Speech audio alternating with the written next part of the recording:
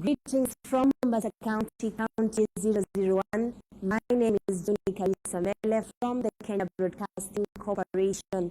This is a joint media production both on TV and radio to assess the 100 days of service for the Mombasa Governor Abdul Swamad Sharif Nassir. Welcome to our set, Governor, and thank you for having us today. Thank you for having me. Yeah. Now, I'm not alone. I'm joined by my colleagues, and they will introduce themselves briefly, and we'll get right to it. Naam, sadaka kabisa mpenzi mtazamaji. Jina langu ni Daniel Kitu kutoka K24 Media Max Network Limited. Kumbuka matangazo haya mtazamaji yatakujia kwa lugha zote mbili za taifa, Kiswahili na Kiingereza, kwa faida ya watazamaji na wasikilizaji wa redio za Pwani takriban 9 ambazo zinapeperusha matangazo haya mubashara kutoka ofisi ya gavana wa pili wa kaunti ya Mombasa Abdul Swamad Sharif Nassir. Niwapatie fursa za kujitambulisha. Mimi jina langu ni Elizabeth Mchuku kutoka runinga ya TV47. Karibu kwenye mjadala. Na mimi naitwa Dalila Ahmed kutoka Pwani FM. Karibu sana. Thank you. I'm Patrick Amimo representing KTN Standard Group. Na moja kwa moja mtazamaji, tunaanza mahojiano yetu hapa na gavana wa kaunti ya Mombasa Abdul Swamad Sharif Nassir. Tunashukuru sana kwa kukaribishwa vyema katika kaunti hii ya Mombasa, utulivu japo joto kwa wingi. Asante sana. Naam. Madafu pia yako mingi. Tumepitia hapo Mwangina Drive, tumepata nafasi hiyo ya kutuliza nafsi kidogo. Karibu Mombasa. Naam, tuanze kubwa kabisa kuhusiana na siku 100 uongozini tarehe 15 mwezi Septemba mwaka 2022 kwa kula kiapo kuwa gavana wa kaunti ya Mombasa. Mambo mengi yamefanyika, lakini moja ya ajenda zako kuu ilikuwa ni kuimarisha uchumi wa kaunti ya Mombasa. Lakini hadi kufikia sasa ni jambo gani moja, kabla hatujachimba kwa undani, unalolitazama na kusema kwamba nahisi kwamba wakazi wa Mombasa wamefurahia kufikia sasa? Kwanza kuweka uwiano mwema katika jamii zote, katika kabila zote. Hilo ni jambo ambalo kwamba ni muhimu zaidi kuliko lolote jingine. Pili, tumekuwa katika mstari wa mbele kuweka uchumi wa masaa 24 katika soko yetu ya Kongowea, kuweka mataa, pia vile vile kuweka mipangilio ya CCTV katika maeneo yale, na ili iwe ni kigo bora. Tumeongeza mataa ambayo kwamba yanafaa kuwekwa katika barabara. Hatujakamilisha, ni jambo ambalo kwamba ni njia, ni safari, lakini katika mambo ambayo kwamba yenye kuhusiana na uchumi ni hayo. Tuna finance bill yetu ambao yenye kuzungumzia utozaji wa ushuru ambayo iko katika county assembly. Tuna nia ya kuwa ikifika katikati ya mwezi huu iweze panapo majaliwa kupita, lakini katika mambo ambayo kwamba yaliyoko ni zile biashara ndogo ndogo zote tumepunguza idadi ya leseni kuweza kulipa, na pia vile vile leseni za kulipa tuktuk, za kulipa matatu pia vile vile zimeweza kupunguzwa katika finance bill hii. Na gavana, kabla sijawapa wenzangu fursa, umezungumzia swala muhimu ile la kupunguza ushuru kwa biashara ndogo ndogo. Uchumi wa Mombasa utaimarika vipi wapo ushuru ambao unastahili kuupata ili ujenge uchumi wa Mombasa umeupunguza? Katika utafiti tulioweza kufanya baina ya Kenya National Chamber of Commerce na pia vile vile serikali ya kaunti ya Mombasa, utafiti ambao kwamba tutauzindua rasmi kuweza kupeana ripoti, inaonesha wazi ya kwa watu ambao wenye biashara hizi ndogo ndogo wanakaribia takriban watu 30,000 na, lakini watu ambao wenye kulipa ni takriban 4,000. Kwa hivyo inamaanisha ya kuwa unaweza kupiga hesabu ya kwa katika kila watu 10 ambao kwamba mwenye kulipa ni mmoja.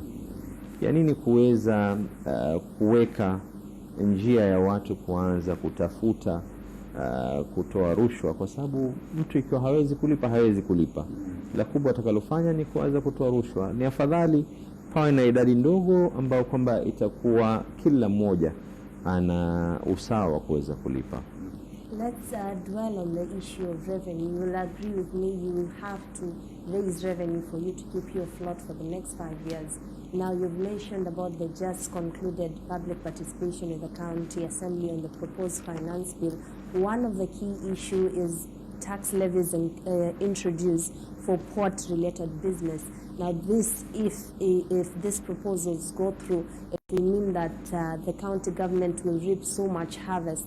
We saw that one of the major moves that the president made was to restore port operations back to Mombasa.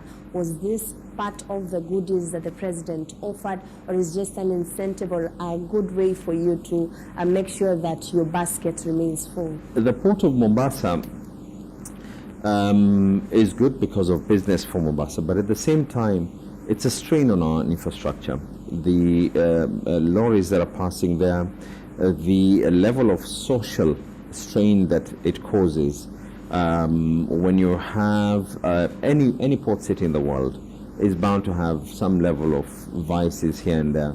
And if you're not going to be able to look for ways, capitalize on that port, Mombasa County is literally one of the only port cities in the world that doesn't directly benefit from having a port in its city.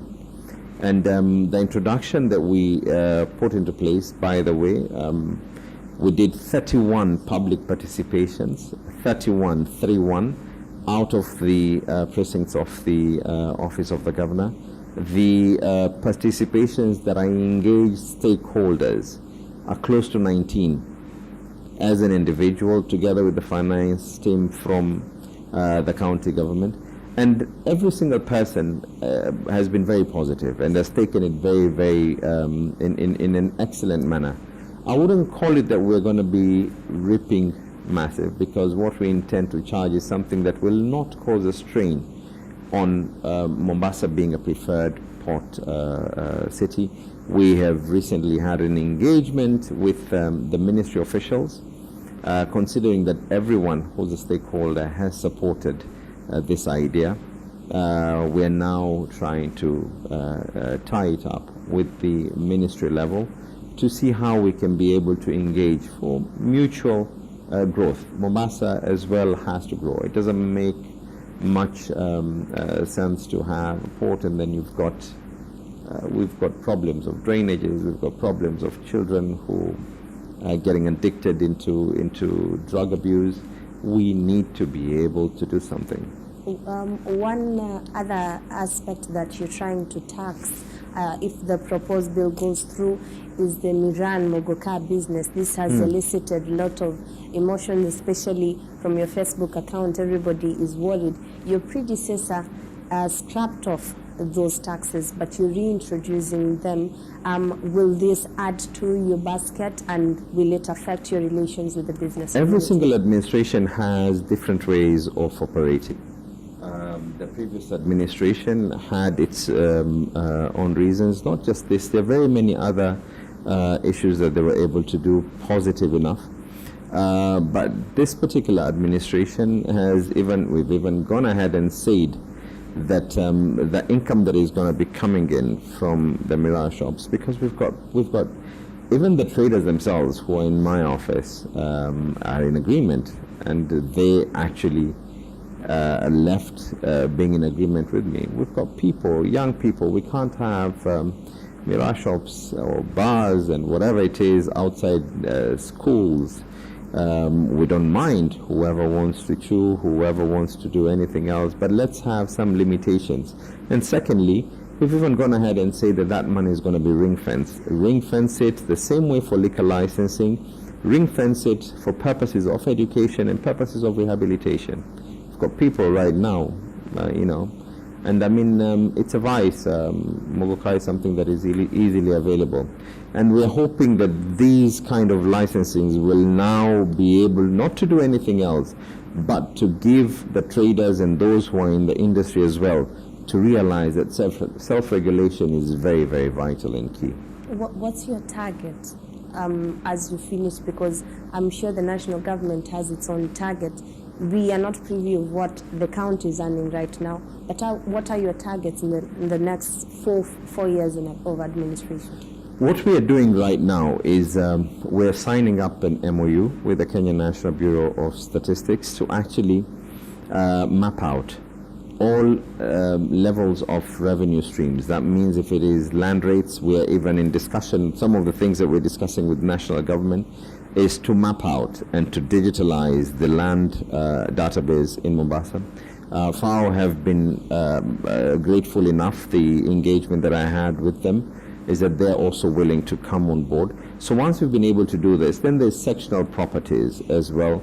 Then there's the issue of what it is that we've done with the Kenya National Chamber of Commerce, which is now to map out how many shops that are going to be there. So once we have all this data in place, then it now becomes something that we are hoping that by June of this year we'll be able to give. And this data as well is not just for purposes of the finance bill. It's equally for purposes of anyone who wishes to invest in Mombasa. They'll be able to get to understand and feel where they're going into and what it is that they're getting into.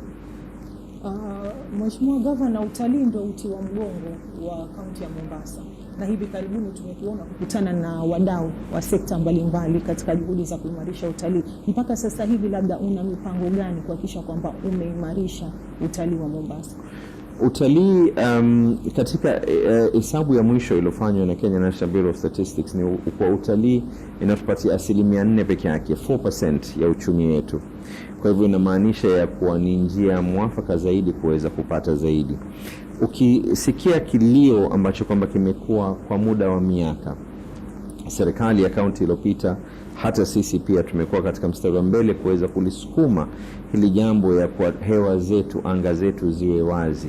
Kila ndege inayotaka kuja kuingia iweze kuingia. Katika mazungumzo nilizozungumza na rais, mmoja wapo lilikuwa ni hili. Katika la kwanza tulozungumza lilikuwa ni hili.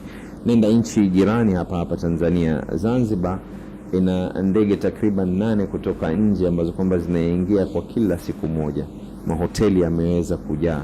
Na tunataka kuangalia hapa Mombasa kile ambacho kwamba tunacho sisi cha kuvutia zaidi. Tuna utalii ambao kwamba ni utalii wa kitamaduni, cultural tourism. Hapa mtu akiingia anaweza kuingia fort, anaweza kuingia katika Old Town. Tuna pia ile ambayo kwamba ni utalii traditional, ile ambayo kwamba watu wamekuja tu kujivinjari na kupata hewa ya bahari, kunywa madafu, kukaa katika upeo wa bahari na kucheza na mchanga na kuogelea katika bahari. Kisha sasa pia tunajaribu kuangalia njia ya kuweza kukuza conference tourism. Haya ndio katika yale niloweza kuzungumza na washikadau wenye kuhusika na mambo ya utalii. Mojawapo ya masuala muhimu katika masuala hayo ya uchumi ni pamoja na uchumi wa bahari. Na nitauliza lipi ambalo unafanya ama umefanya kuhakikisha kwamba hili linabobea katika kaunti hii ya Mombasa? Tumeweka wizara ambayo kwamba itahusika na masuala haya ya uchumi samawati. Nimekuwa katika mikutano kwanza pamoja na magavana wenzangu. Pia nimekuwa na mkutano mimi mwenyewe kibinafsi kwa niaba ya kaunti ya Mombasa na waziri husika, na tumeweza kuweka mikakati. Uchumi ambao kwamba tunaozungumzia sio mambo ambao kwamba yatakuwa ni yenye kuhusika na uvuvi peke yake. Uvuvi ni sekta moja, lakini kando na uvuvi, nchi ambazo kwamba ziko katika uchumi sawati ni nchi nyingi sana. Tunajaribu kuangalia Mombasa ni kubwa zaidi ukiangalia ndani ya bahari kuliko katika ardhi. Kwa hivyo tunajaribu kuweza kuangalia, na jingine ambalo kwamba tunajaribu kufanya, nimezungumza na serikali ya Denmark ambao wameweza kukubali kuweza kutuletea feasibility, utafiti kuhusiana na water transport, usafiri wa maji. Sasa hivi mtu ikiwa anatoka Changamwe, ikiwa anataka kwenda paka Kisauni, hamna itamchukua jisaji moja mpaka masaa 1.5, lakini kwa njia ya bahari tukiwa na water taxis ambazo kwamba zitakuweko, inakuwa ni rahisi zaidi.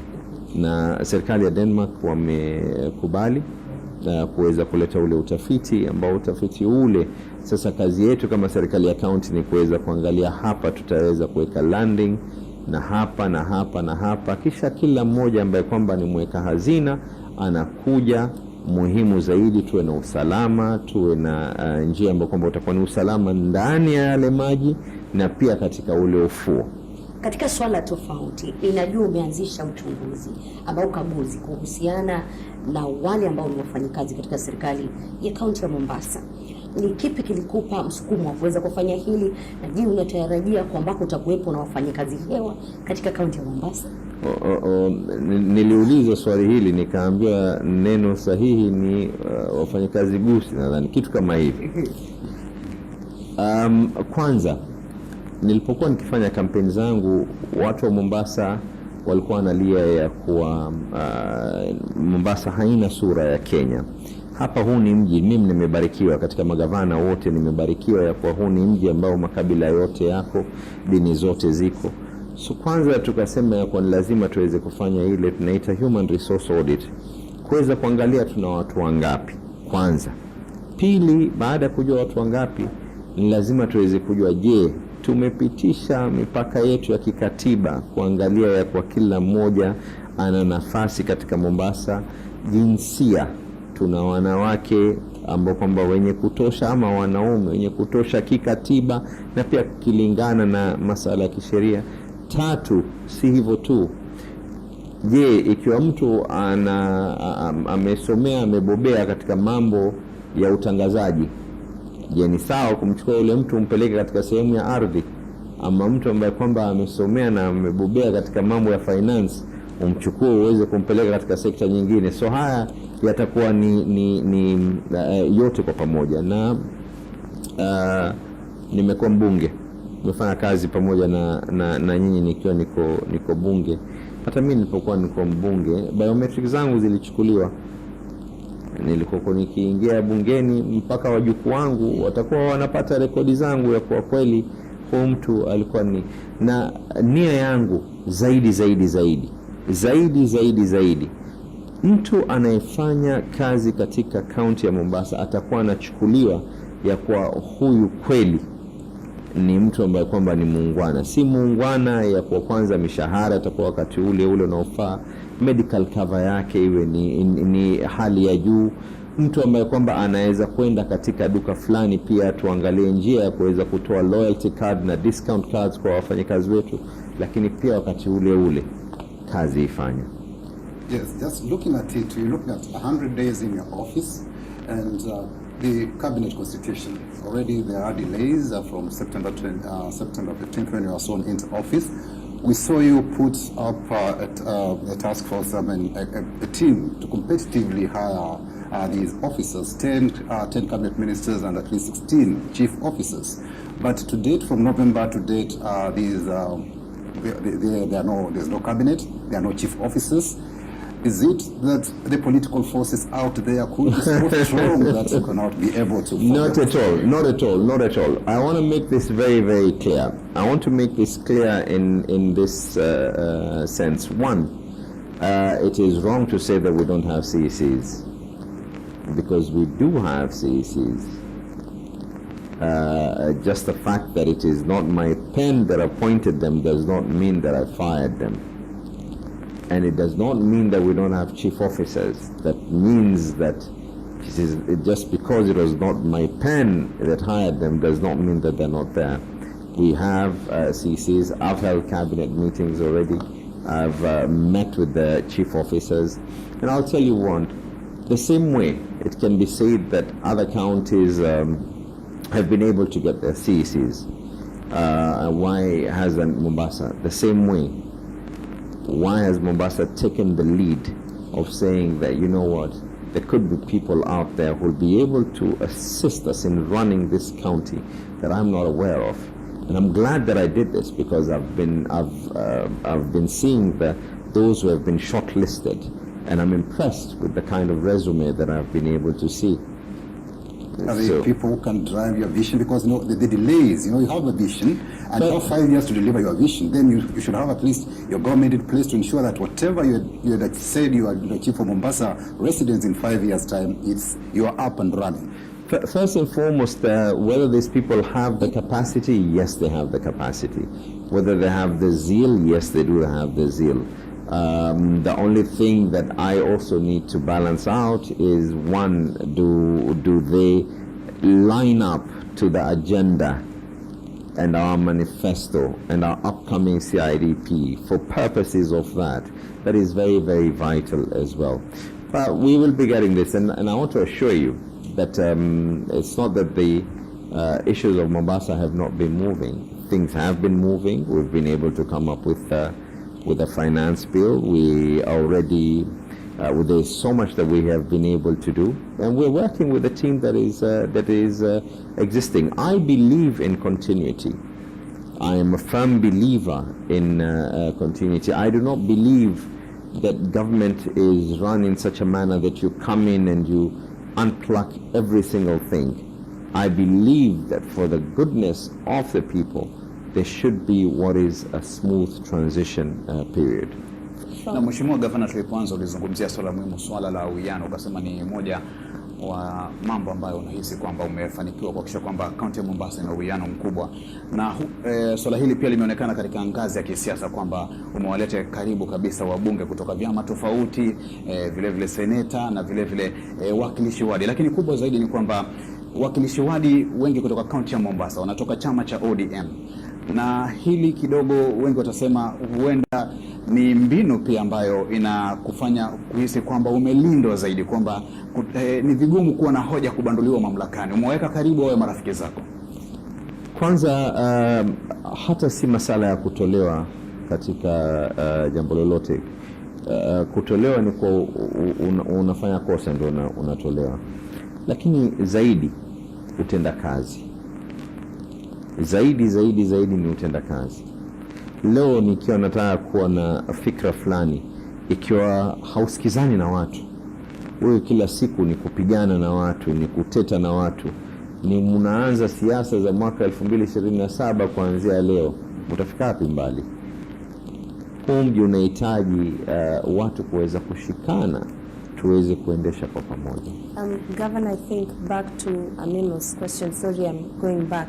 I think the residents are looking forward to timelines because everybody wants to see your vision through the ones that have been appointed. Do we have actual timelines as to... Yes, we do. I've already received, at least for the CECs, I've already received those that have been shortlisted. So very soon I'll be getting in touch with the County Assembly, the Honorable Speaker, on when they can be able to recall the Assembly to be able to approve the names for the CECs. And then thereafter, the chief officers are of course interviewed by the Public Service Board, and we are anticipating that that will also be done very soon. Just to finish up also on his question, this is eliciting a lot of reactions, your cordial relationship with the state. We saw the former primer sort of coming to your defense, but what do you have to say about it? Because people think the more cordial you are, maybe you're trying to defect. Now, Raila Odinga said that it shouldn't be so, but he was talking on your behalf. Today we are privileged to have you here. Kindly clarify that these are just cordial relationships and you have no intentions of defecting. One, our first agenda. When you take an oath of office, you take an oath of office to protect the constitution of this country. The constitution of this country clearly stipulates that there will be a working relationship between all levels of government, both levels of government. Is it easy for me to say that I don't want to work with so-and-so, I don't want to work with so-and-so? Extremely. Is it prudent? Is it wise? It's the most unwise thing that you would ever think of. Will I work with government for purposes of similar ideologies and politics of ideologies, politics of development, politics of setting right-minded agendas? If it is something that is going hand in hand with what it is that I want to achieve on behalf of the people of Mombasa, yes. Amongst the first discussions that I had with the head of state, this was before the port services were returned, was are you going to honor your word? And yes, he did. The second issue we're discussing about is about the open sky policies. The other issues that we are in discussion about are to do with low-cost housing and how the people of Mombasa can be able to benefit from tenant purchase schemes. If I'm going to be listening to every single person and say that this one said this and this one said this, every single morning I wake up and I remind myself that focus, you've got 1.8 million people on average whose lives depend on your action or inaction. So you're in ODM to stay? I am in ODM, yes. Mheshimiwa Gavana, kuna hili swala la stadium. Nafikiri watu wa Mombasa wanauliza sana kuhusiana na ujenzi wa stadium ya Mombasa. Tangu utawala uliopita mpaka sasa hivi hatujaona stadium ikikamilika. Wewe kama wewe umepanga nini? Hii stadium kulikuwa serikali iliyopita walikuwa na makubaliano ya kauli na serikali zote mbili ya kuwa wanafanya mpangilio hii stadium iweze kumalizika, na nataka tu kuwakumbusha kwa hii stadium hii sio stadium tu ya kwa watu kuingia na kucheza mpira. Ilikuwa ni stadium ambapo kwamba ndani kulikuwa kuna na track, ilikuwa ndani kuna mambo ya swimming pool, gymnasium, kulikuwa kuna mambo mingi sana. Ile stadium ambapo kwamba ilikuwa ifanywe ni mithili ya Kasarani na pengine hata zaidi.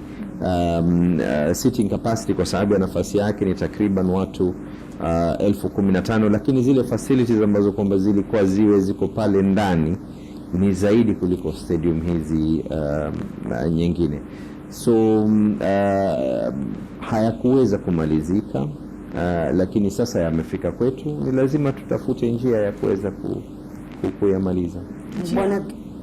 It's looking probably at matters pending bills. I see as by June 30th last year, it was standing at 4.5 billion shillings, and which came to reduce to about 3.2 billion shillings. I think it's a matter that people who or those who provided service to Mombasa are keen to know how soon maybe these pending bills will be settled. In November, you did establish a task force. I don't know what is the status of the report and how will you intend to settle this matter of pending bills, which is not only an issue for Mombasa County, but it cuts across the country.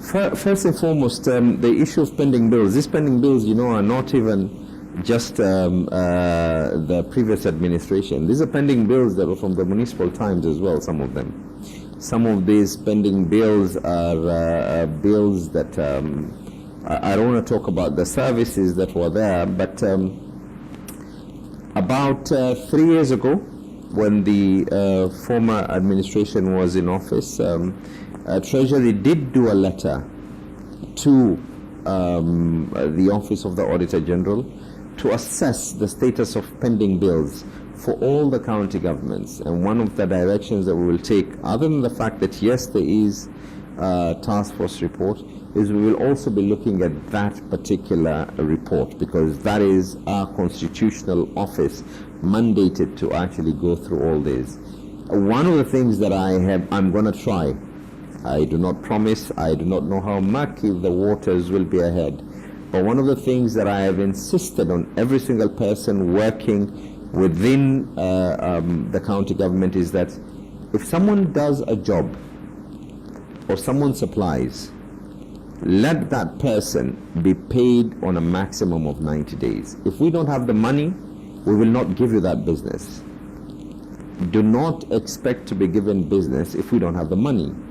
I would rather look at my audit report, that my audit report talked about that there was no expenditure for purposes of infrastructure, than looking at my audit report that there are more and more pending bills. Because those pending bills have a direct effect on people's lives. This is something that I wish to learn and I wish to take forward, that there will be no business to be given if we do not have the money to pay you. And that is the reason why we are coming up with these innovative ways of collecting revenue. Kuna swala la taka katika kaunti ya Mombasa, na ni mojawapo ya maswala ambayo ni muhimu na wananchi wa Mombasa. Wangependa kusikia ni lipi ambalo umeangazia kuhakikisha kwamba usafi wa kaunti hii unaangaziwa ikizingatiwa ni kitovu cha utalii. Kwanza nataka kuchukua fursa pia kuweza kupeana kongole. Ni jukumu tulipokuwa tunagawanya kazi mimi na naibu wangu, nikaweza kumwambia kwa aangalie masala ya department hii ya taka, na nashukuru ya kuwa kama vile mimi nilivyohandle upande huu wa mambo ya finance na yeye akahandle upande ule mwingine, and nashukuru ya kuwa tumeweza kupunguza zile mambo ya taka. Katika ahadi nilochukua ni kwa tutaweza kuweka recycling plant. Kuna kampuni nyingi sana, pengine tangu niingie mimi zile barua ambazo kwamba nimepokea, ikiwa ni kwa uchache, pengine ni kampuni 30. Kila mmoja anakuambia sisi tutakufanyia hivi, mwingine anakuambia tutakufanyia hivi. Kwa hivyo ni bora zaidi tuingie miguu yetu wakati tunajua haya maji kipimo chake ni kipi, na ndio sababu tumeomba UNEP, tumeomba na FAO waweze kutufanyia feasibility, tuangalie tuangalie mambo ya waste to energy, ama tuangalie njia ya kwa tununue matipa. Tukishaweza kujua njia ile, ndio njia ambayo kwamba tutakayoiweza kuifuata. Hata sasa hivi ukiingia katika mitandao, mimi nina imani hata kuna watu ambao kwamba wanatusikiza na wenye kuangalia, kila mmoja atasema yako, ukiingia katika mtandao watu sio wanachukua plastiki wanaibadilisha hivi wanaibadilisha hivi, lakini kwa lugha ya Kiingereza kuna ile tunasema kwa katika hizi takataka, what is the calorie density, thamani ya zile takataka iko thamani ya aina gani? Je, watu wa Mombasa ni plastiki zaidi, ni ghasia zipi ambazo kwamba je ni mbolea zaidi ambayo kwamba inaweza kufanywa? So haya makampuni yote tutawapatia kandarasi baada ya kupitia through tendering process, ikiwa tunajua ile feasibility imetuambia elekeni mwelekeo huu. Naam, gavana, nafahamishwa muda wetu umetamatika. Wanasema kizuri daima huyoyoma, lakini tukimalizia na tunapofunga, ni jambo gani ambalo unahisi mkazi wa Mombasa halijui kuhusu wewe Gavana Abdulswamad Sharif Nassir, kwa muda tu wa sekunde 30 ukitoa kauli zako za mwisho tukiondoka? Nadhani kwa ambaye kwamba hanijui tutaweza kujuana kwa muda haya miaka na miaka ya lubaki, lakini zaidi ni kutoa shukrani kwa Mola kwa kuweza kutupatia subra, kutoa shukrani kwa Mwenyezi Mungu. Ukiingia katika ofisi kama hii ni lazima kuwe kuna fitina, huyu amesema hivi, huyu amesema hivi, ya kwa tuweze kuweka akili zetu ni zenye kulenga ya kwa matumaini yetu ni kwa watu waweze kupata kazi ziweze kuboreshwa zaidi. Ligi kuu ya Uingereza, ligi maarufu sana, unashabikia timu gani Uingereza? Arsenal, sio? Shukrani sana Gavana Abdulswamad Sharif Nassir kwa kutenga muda wako kusema nasi hapa katika kikao hiki ambacho kimehusisha vyombo tofauti vya habari pamoja na redio tofauti hapa kaunti ya Mombasa. Asante sana. Na asante sana mtazamaji kwa kutenga muda wako takriban dakika 30 kutazama kikao hiki maalum kabisa na gavana wa kaunti ya Mombasa Abdulswamad Sharif Nassir. Kwa sasa tunarudisha katika studio zetu vitovu tofauti vya kupeperushia matangazo jijini Nairobi.